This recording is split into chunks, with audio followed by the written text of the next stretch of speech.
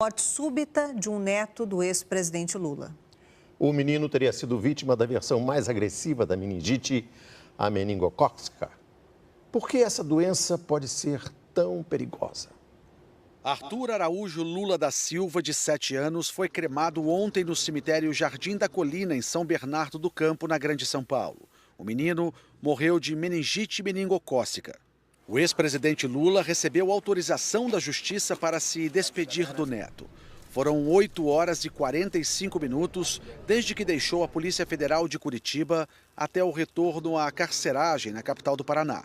Arthur chegou ao hospital no sábado às 7 da manhã e morreu 5 horas depois. Mas afinal, que doença é essa capaz de matar de forma tão rápida? São infecções, às vezes, com manifestações tão difíceis de serem diagnosticadas. Às vezes o médico tem tanta dificuldade, por mais experiente que ele seja, que ele perde um tempo precioso. Então, às vezes, 2 horas de atraso, 3 horas de atraso para começar um antibiótico é o limite entre a vida e a morte. A meningite é uma inflamação da meninge, essas membranas que circundam o cérebro e a medula espinhal. É uma doença contagiosa e a transmissão ocorre pelas vias respiratórias, por meio da saliva, do espirro e da tosse. Ela pode ser causada por vírus, bactérias e fungos. Dos mais de 100 tipos de meningite existentes no mundo, a bacteriana é a que age de forma mais rápida e letal. De acordo com o Ministério da Saúde, só no Brasil, o ano passado, 1.100 pessoas foram acometidas pela meningite meningocócica, sendo que 222 pessoas morreram. O doutor Renato explica como a bactéria atinge a meninge. Quando ela invade essa situação, ela vai diminuir a quantidade de sangue que chega para o cérebro, ela vai inchar e comprimir o cérebro para baixo, podendo levar à lesão. Mais tardiamente, quando a doença progride, ela pode começar a afetar o próprio cérebro e levar à destruição do tecido do cérebro que está abaixo da infecção. Júlia, de 10 anos, teve sorte. Há 2 anos, pegou a meningite viral, considerada menos perigosa, mas para os pais foram momentos de desespero. Aí ela só saiu da sala e já falei para ele que podia ser a meningite. Podia ser meningite e eles vão ter que levar ela daqui. Ela chorando, eu fiquei assustado. Falei, meu Deus do céu. E vocês sabiam que era meningite? Pra gente, a única informação que tinha era que meningite matava. Os principais sintomas da meningite são febre alta, dor de cabeça intensa, rigidez da nuca, vômito, sonolência e até perda da consciência. Segundo os especialistas, as crianças são as mais vulneráveis à contaminação e nem sempre apresentam os sintomas mais característicos da doença. Bruna lembra que os médicos tiveram dificuldade para descobrir o que a filha tinha. Eles não estão preparados para diagnosticar a meningite. Porque um médico falou que era, o outro médico já falou para a gente que não poderia ser. Então, assim, a falta de informação junto é o que deixa a gente mais preocupado. A vacina é a melhor prevenção. A rede pública distribui vacina contra o meningococo tipo C, mais comum por aqui. E quem deve tomar as doses da vacina são os bebês, aos 3 meses, 5 meses e o reforço com 1 ano de idade. Também devem tomar a vacina adolescentes com idade entre 11 e 14 anos. A meningite é uma doença endêmica, ou seja, ocorre ao longo do ano com uma incidência maior durante o inverno. Segundo os médicos, o importante é prevenir e ficar atento aos sintomas. A criança demora para ter cefaleia e ela demora a dor de cabeça e ela demora para ter também esses vômitos. Na maioria das vezes o que acontece é que a criança já chega no hospital num estado irreversível. Daqui a pouco, o fim de um laboratório que distribuía drogas sintéticas para todo o Brasil. E você vai ver também. A luta pela vida do menor bebê do mundo. Ele nasceu com pouco mais de 260 gramas e acaba de receber alta médica. No Brasil, como está a Rafaela, a bebê que nasceu com 340 gramas. Os 20 anos de um episódio que mudou o trote universitário no Brasil. Entrevistamos a mãe que até hoje tenta esclarecer a morte do filho, o calouro Edson Suê. Essa é a pior coisa para mim. Ainda hoje. Nesta segunda, 10h30 da noite. Feriado prolongado Quem diria? Muitos moradores de uma das mais agitadas capitais do mundo, todos os dias fazem uma pausa para um cochilo. É a famosa siesta que o Álvaro conheceu e experimentou em Madrid, na Espanha.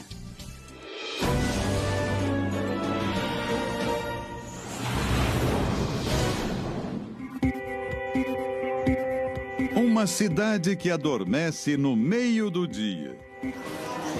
São 3 camas, um aqui, um embaixo. E que tem uma curiosa doceria centenária, capaz de transformar flores em guloseimas. Agora, é impossível de comer uma só. Essa é incrível, dá vontade de colocar 2, 3 ou 4. Álvaro Garneiro segue em Madrid, a capital da Espanha.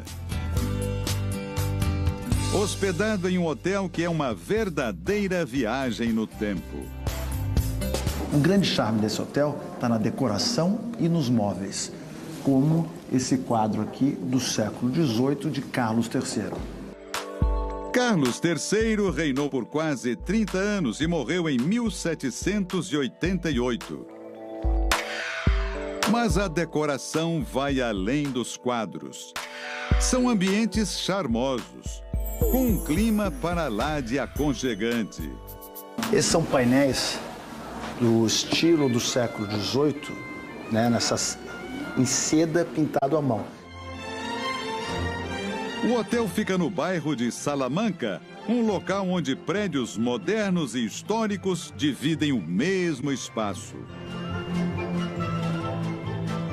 De carro, Álvaro parte agora para outro ponto de Madrid. E passa pelo famoso Arco da Vitória, erguido para celebrar a vitória na Guerra Civil Espanhola nos anos 30.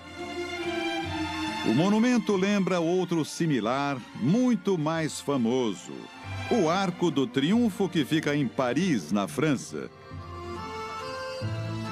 Em termos de altura, os dois são parecidos. O espanhol tem 49 metros, o francês 50. Mas o do Triunfo é muito mais antigo. Foi erguido 120 anos antes que o seu similar espanhol. Nesse passeio de carro pela chamada Madrid Histórica, Álvaro passa em frente do Palácio de Cibeles, construção centenária que hoje abriga a prefeitura e funciona também como um centro cultural. Na frente dela, a Fonte de Cibeles.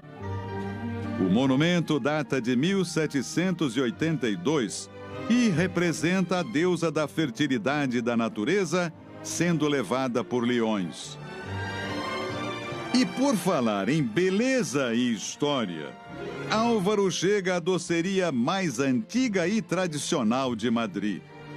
O que eu vou mostrar para vocês hoje é um caramelo que só mesmo o madrilhenho conhece. E é uma delícia, é o caramelo de violeta, né? Uma lojinha que está aqui no centro, no coração de Madrid, desde 1915. Caramelo em espanhol é bala. E é justamente isso que Álvaro encontra ali. Balas feitas da essência da violeta. O que temos aqui o que mais vende é esta aqui, né? Que esta é a tradicional. Sí, este es el tradicional de la tienda y ha perdurado a través de los años. Es un caramelo con la esencia de la flor. Essa aqui é um caramelo, é uma bala, né? Com a essência da flor.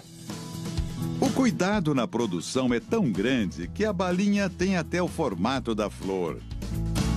Mas não é apenas pela fabricação de balas que a loja é conhecida. O que é isso aqui? Eso es té negro con hojas de violeta. Chá negro com pétala. Com pétalas. Com pétala de violeta. Alguns outros preparos inusitados também fazem a fama do estabelecimento. E tem no vinagre de violeta também? Sí, ese serviría más que todo para ensaladas. Para saladas. Mas é a bala, de longe, o grande sucesso dali. Por mês, a loja estima que são vendidas mais de 3 toneladas dessas balinhas. É impossível de comer uma só. É impossível de comer uma só. Essa é incrível. Dá vontade de colocar 2, 3 ou 4. A loja está no mesmo ponto desde 1915 e atualmente são as netas dos criadores que administram o negócio. Um lugar procurado até por membros da realeza espanhola. Essa é uma lenda que o rei Afonso vinha aqui, ele comprava um caramelo para a mulher e um outro também para a amante. Afonso XIII foi o rei da Espanha por 45 anos, até abdicar do trono em 1931. Eu estou aqui faz 20 minutos, eu já comi umas 20 balinhas, porque é viciante, uma delícia.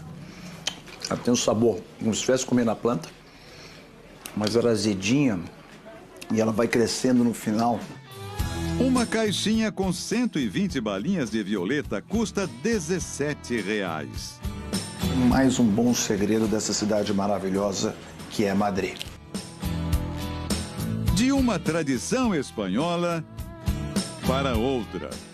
Estou no centro de Madrid, eu vou mostrar um local para vocês, para quem não volta para casa ou mesmo para quem está passando por Madrid, pode passar por aqui, alugar o seu quartinho, o seu beliche e tirar um bom cochilo. E é isso que eu vou mostrar para vocês agora. O local de pouca iluminação tem acomodações simples e até um chuveiro.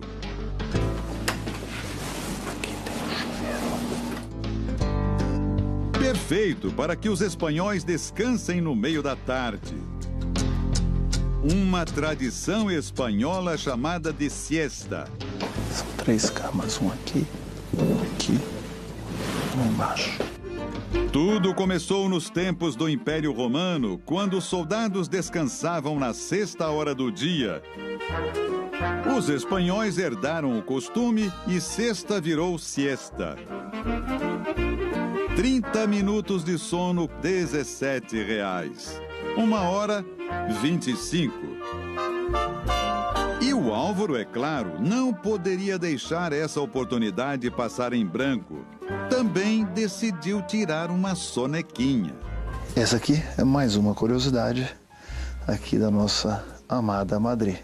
Boa noite. Aliás, boa tarde. Tchau. Energias recarregadas. E Álvaro aproveita para conhecer uma das áreas verdes mais famosas de Madrid. O Parque do Retiro.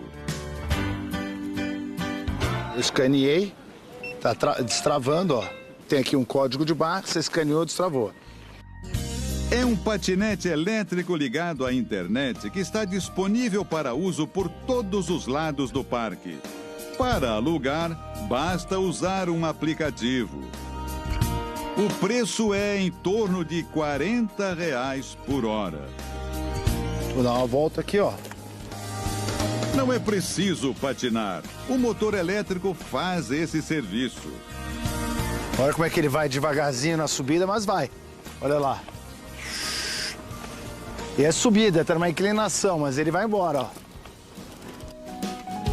Ao todo, o parque se estende por uma área que corresponde a cerca de 130 campos de futebol. É um dos maiores de Madrid. Ao todo, ali estão plantadas 15 mil árvores dos mais variados tipos, algumas com mais de 400 anos. Olha esse lago, que lindo! No lago pode-se andar de barco a remo. É uma das atrações preferidas dos turistas e dos madrilenhos. Na beira do lago fica o monumento ao rei Afonso XII, construído em 1922. No parque há também um espaço reservado para lembrar o momento mais triste da história recente do país.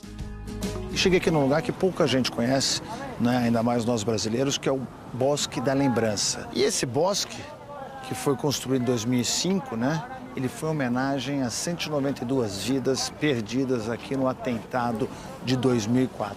Cada vida, uma dessas árvores aqui que chama cipreste. Em março de 2004, 10 bombas explodiram em trens do sistema de transporte de Madrid. O que é bonito desse memorial é que é um memorial vivo, né? Eles fazem homenagem às vidas perdidas com novas vidas aqui plantadas.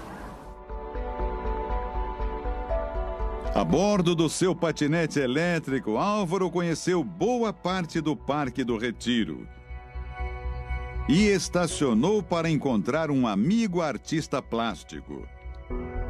Eu rodei aqui no parque quase 10 quilômetros, olhando esse lugar maravilhoso. Agora eu vou encontrar meu amigo ali, o Eduardo, que está lá em cima. O argentino Eduardo Relero mora em Madrid há décadas e se dedica a um tipo de arte nada comum. Como é que chama o tipo de trabalho que nós vamos mostrar aqui que você faz? Como é que tem um nome, uma pintura 3D? Como é que é o nome mais específico? Se chama anamorfosis. Anamorfosis. Anamorfose é um processo de distorção induzida que engana o olho humano através de uma ilusão de ótica. O alemão Hans Holbein pintou um dos quadros mais famosos de uso de anamorfose nas artes. A pintura Os Embaixadores, de 1533, mostra 2 homens em uma sala.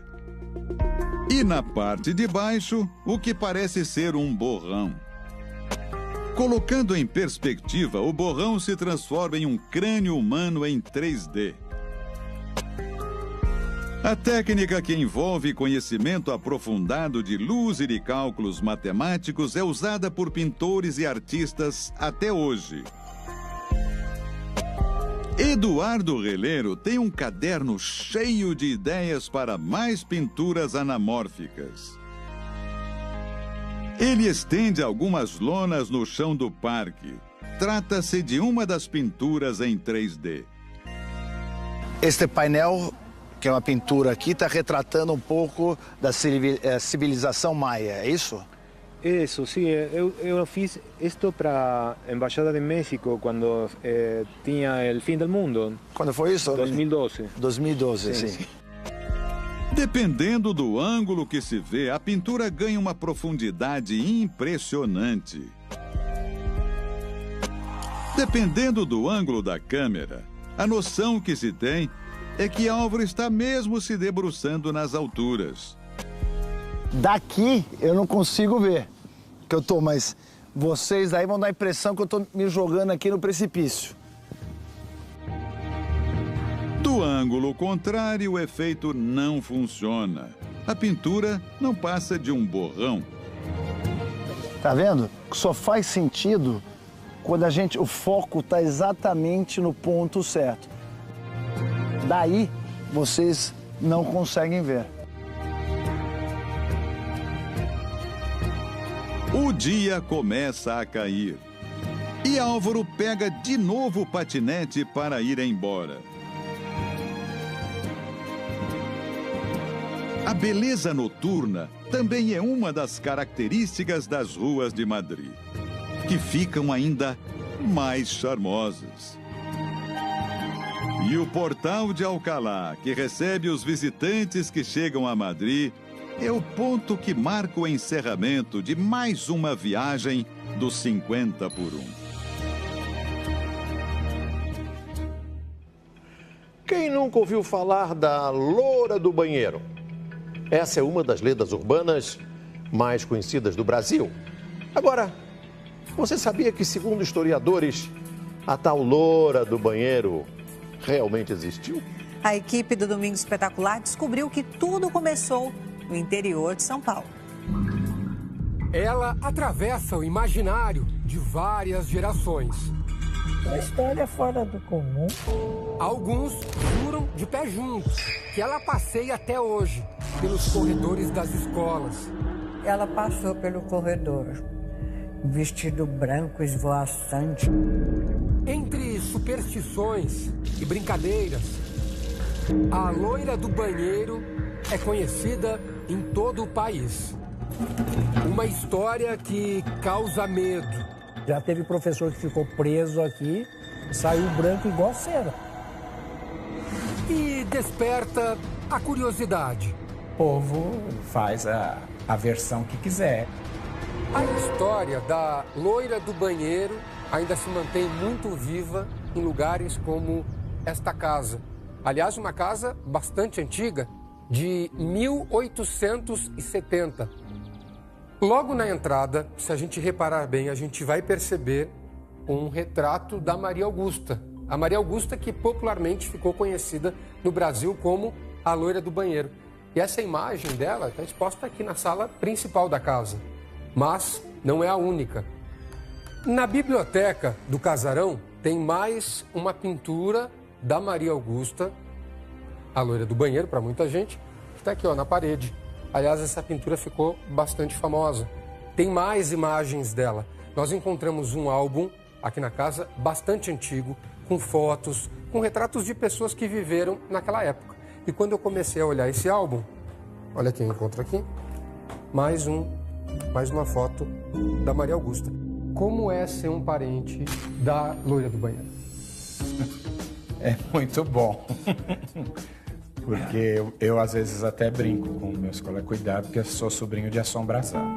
Anos após a morte de Maria Augusta, construíram um colégio no lugar da casa. E é aí que os boatos começaram e perduram até hoje. O que será que os alunos sabem sobre Maria Augusta? Sentem medo? Já viram alguma coisa? Logo que a gente começou a estudar aqui, a gente já sabia. Tenho medo até hoje, quando eu vou no banheiro, até olho pra trás, assim. Você tem medo da Maria Augusta? Alguém já viu? Dizem que sim. Dizem que sim. Existem muitos mistérios envolvendo a lenda. Um deles é sobre o perfume da loira. Uma aluninha pequenininha vinha vindo no corredor e falou assim para mim: tia, que delícia de perfume da senhora. Eu não estava de perfume. Eu disse a ela: desde onde você está sentindo o perfume da tia? Ela mostrou o corredor que ela veio, que eu nem tinha passado por ali. A menina também sentiu o perfume da Maria Augusta. Para quem tem medo, ninguém fica aqui mesmo à noite. Principalmente em dia de lua nova, que é muito escuro, ninguém consegue entrar aqui na escola se não entrar acompanhado. A verdadeira história da loira do banheiro esconde fatos ainda mais curiosos e também assustadores. A reportagem completa nós vamos mostrar ainda hoje. A maior apreensão de drogas sintéticas já vista no Brasil nessa semana mistura ficção e realidade. Assim como na série Breaking Bad, um engenheiro químico faz parte do grupo preso no laboratório improvisado. Um sítio afastado de tudo que não levantava suspeitas.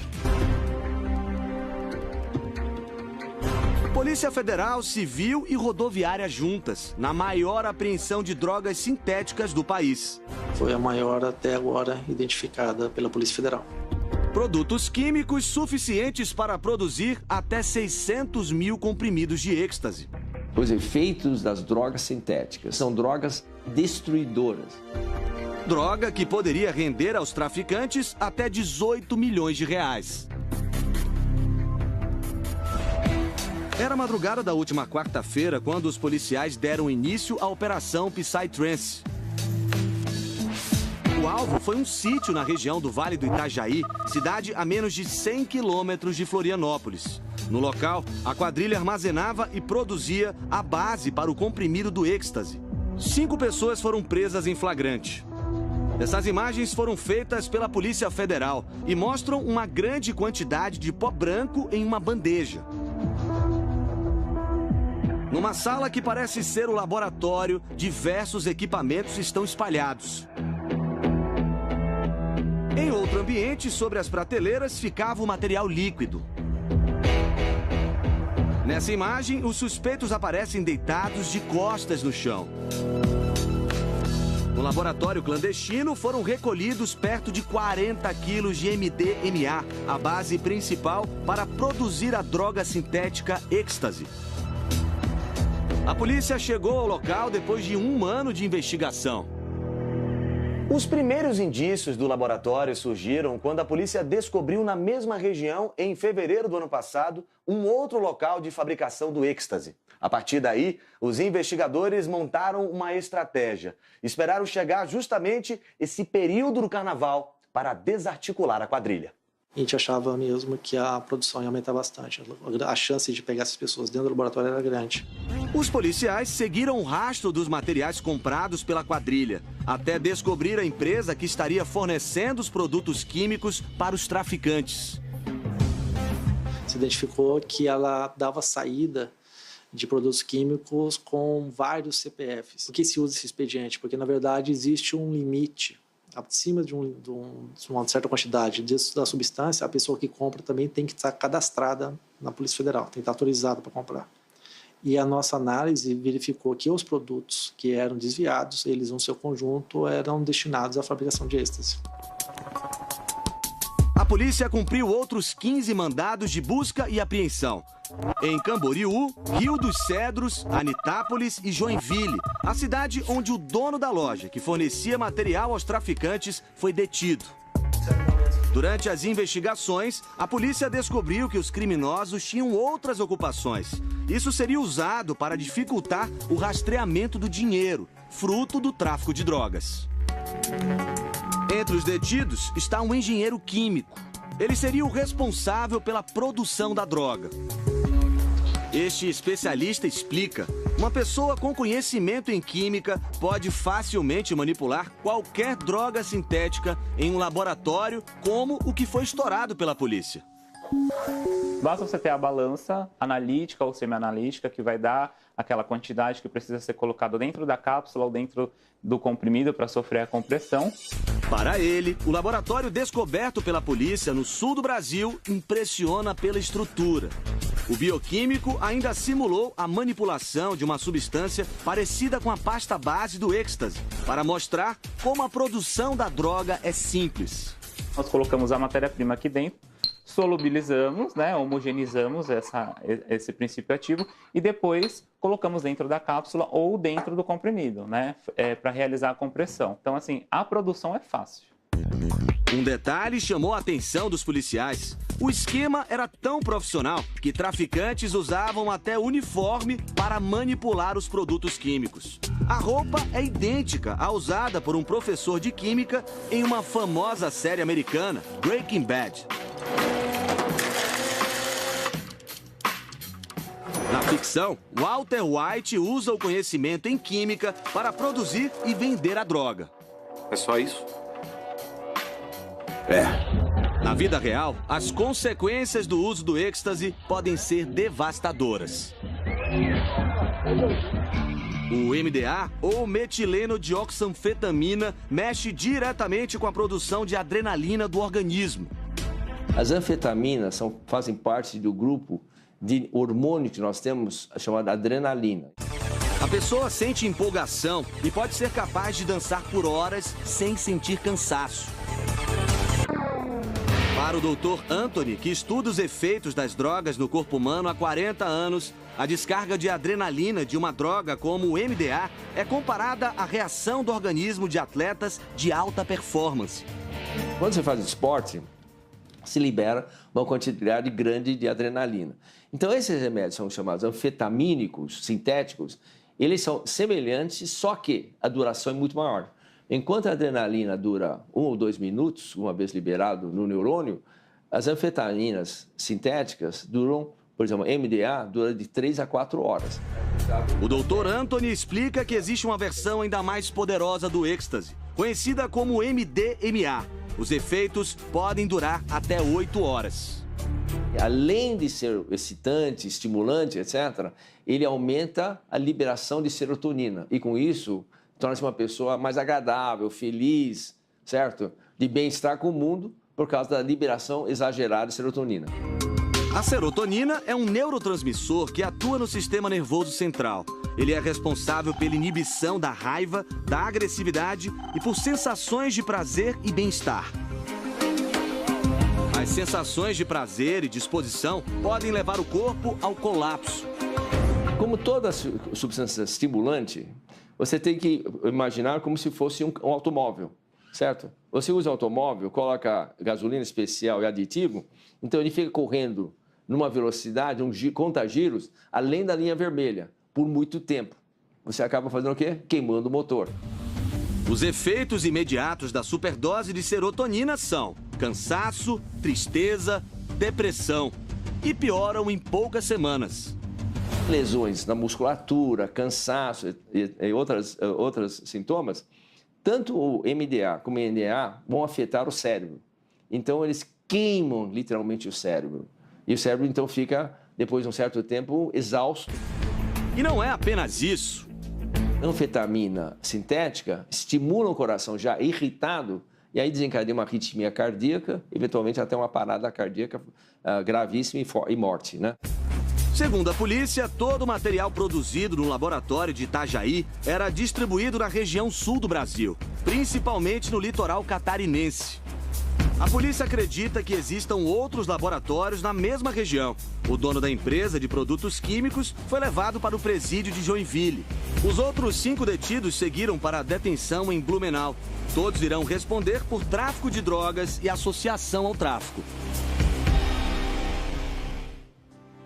Agora a lição de solidariedade de um menino de 10 anos. Ele luta há 7 anos contra o câncer, mas em vez de se abater, ele arranjou força para ajudar outras crianças doentes. Imagine passar a infância na luta contra o câncer. Mexeu, agora é minha. E ainda encontrar forças para ajudar outras crianças. Assim é o Tiago. Você acha o menino muito forte? Eu acho que sim. Tiago tem 10 anos e desde os 3 luta pela vida com uma garra surpreendente. Ele teve uma pneumonia muito séria, que quase levou o Tiago embora. E depois a gente não sossegou. Assim, na minha cabeça não tinha coerência uma pneumonia de uma hora para outra fazer o estrago que fez nele. E a gente começou a investigar. Os exames apontaram um tumor raro, conhecido como PNET, localizado na região torácica, entre o coração e o pulmão. Não foi uma notícia fácil de receber, é claro, mas a família não desanimou. Desde o primeiro momento que a gente descobriu, a gente não deixou a peteca cair, não se sentiu intimidado. Essa força contagiou o Tiago.